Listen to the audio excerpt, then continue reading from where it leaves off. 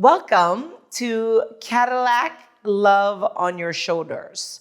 There's always in the back of our mind, we're trying to figure out ways to get the shoulders to respond to us without having to feel like you need to load them all the time with a spring or with a weight. Shoulders up and hold 1, 2, 3, 4, 5 and literally drop them.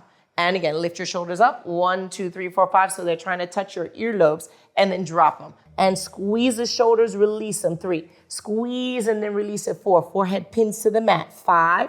And all the way, and 6. And again, roll back, 1, 2, 3, 4, 5. Pelvis drags you back, pause and hold. Lift your head, soften your heart, roll up, 1, 2, 3, 4, 5.